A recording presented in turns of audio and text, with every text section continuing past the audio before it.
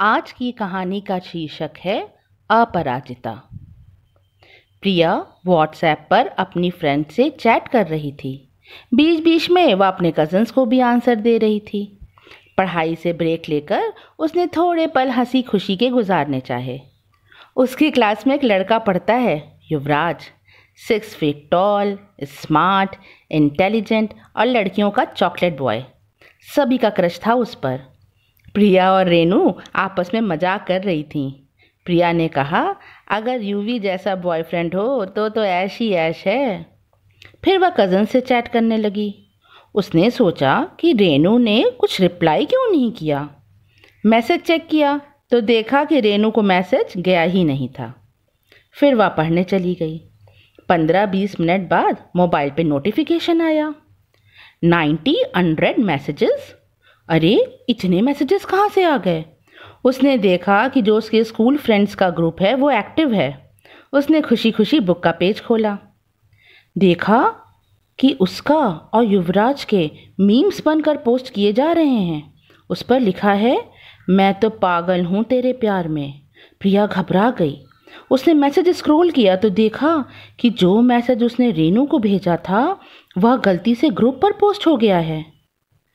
अगर यूवी जैसा बॉयफ्रेंड मिल जाए तब तो ऐश ही ऐश। खूब सा मजाक बना रहे थे उसका। कम से कम 20 से 25 मीम्स, जोक्स और जीआईएफ भी बन गए थे। प्रिया का सर घूम गया और वह ज़ोर ज़ोर से रोने लगी। अब वह स्कूल कैसे जाएगी? उसका 12th है इस बार। उसका टॉप करने का सपना तो धरा रह जाएगा।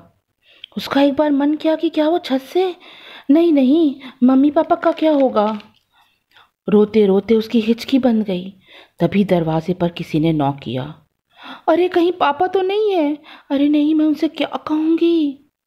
दरवाज़ा खोला तो दादी जी आई थीं। क्या हुआ प्रिया बेटा, सब ठीक है ना? कुछ नहीं दादी, प्रिया ने कहा। आप नहीं समझोगी, मुझसे बहुत बड़ी गलती हो गई। मैं शायद अब कभी स्कूल नहीं जा पाऊंगी। दादी ने उसे पलंग पर बैठाया। फिर उसे गर्म कॉफ़ी जो थर्मस में रखी हुई थी उसे निकाल के दी। पियो बेटा पियो, आराम मिलेगा।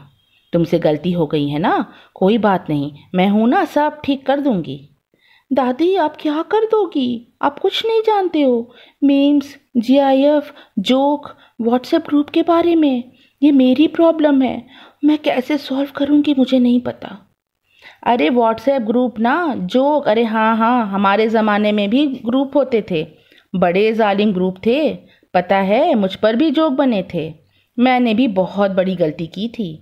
बात तब की है जब मैं तुम्हारी उम्र की थी और मेरी शादी का रिश्ता आया था। लड़के वाले बैठक में बैठे थे और मैं साड़ी पहनकर नाश्ता हाथ में लिए वहाँ गई। मैं थोड़ा घबराई हुई थी। पापा ने कहा, बेटा सबको नाश्ता दे दो। सबको नाश्ता देकर अंत में मैं प्लेट लेकर सोफे पर बैठ गई। पता नहीं क्या सोचा कि प्लेट में रखे 2 लड्डू उठाकर मैं खा गई। फिर क्या था, सबकी त्योरियां चढ़ गईं। बड़ी बदलिहाज लड़की है बोलकर सब खड़े हो गए। मैं हक्की पक्की रह गई। जब भी घर पर मेहमान आते थे तो मैं सबके साथ बैठ के ही नाश्ता करती थी। फिर आज क्या गलती हो गई मुझसे? लड़के वालों की पूरी फौज रवाना हो गई और उसके बाद समाज की औरतों के ग्रुप ने मुझ पर जितने ताने कसे, मेरा जितना मजाक उड़ाया कि क्या बताऊं। मैं कमरे में छुपकर रोती रहती। शादी ब्याह में जाना आना छोड़ दिया। मन करता था कि घर के कुएं में कूद जाऊं। पर पापा, मम्मी और मेरी दादी मुझसे बहुत प्यार करती थी। नवरात्र आ गया। देवी जी के दर्शन को जाने की भी हिम्मत नहीं थी मुझ में। शाम को अंधेरे कमरे में मैं चुपचाप बैठी थी।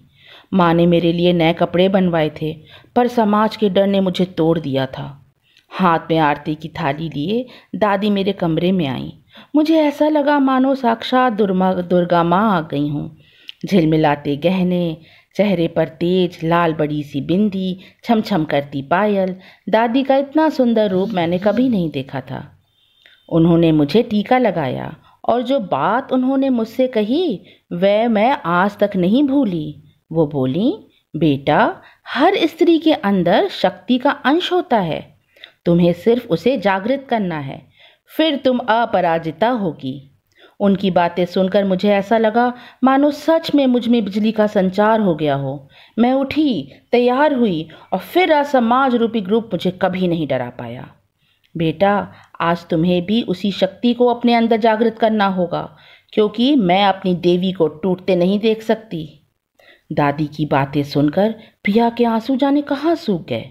वह उठी, मोबाइल उठाया, अपना फ्रेंड्स ग्रुप चैट खोला और उस पर लिखा, it was just a joke, thanks for making the group active, और 2 स्माइली भेज दिए। ये थी मेरी आज की कहानी। आपको अगर अच्छी लगी हो तो लाइक का बटन दबाएं और सब्सक्राइब करें मेरा channel. Thanks for watching. Bye.